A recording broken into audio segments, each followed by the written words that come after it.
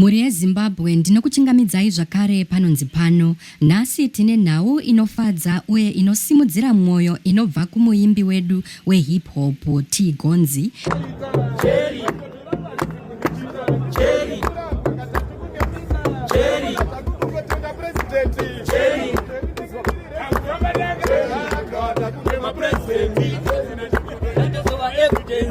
TiGonzi uyo akaratidza ushingi nerudo rusingawanikwe kazhinji. Panonzi pano, get the latest crime and accident reports in Zimbabwe right now.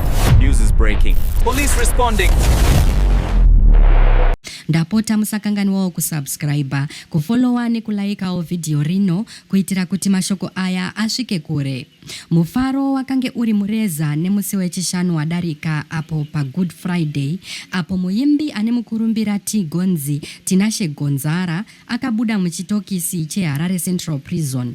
Izvi zvakatevera kubudirira kweapiu yake kumatare, izvo zvakaita kuti apiwe mukana wekubuda nebail.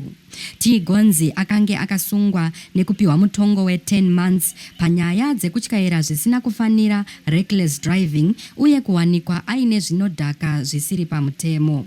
Kunyangwe zvazvo akange atotanga kugara mujeri, mutemo wakamuwanira mukana wekumbotura befu ari kunze kwejeri. Chakazoshamisa nekufadza vana veZimbabwe ndezvaakazoita zvakaitika nemusi wesvondo, musi Easter Sunday, pave nemazuva maviri chete abuda.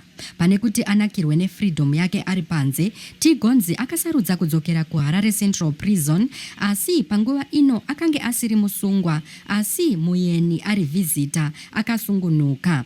Akatora mukana uyu kuridza mimanzi yake, achiimbira vasungwa vose nenzira yerudo.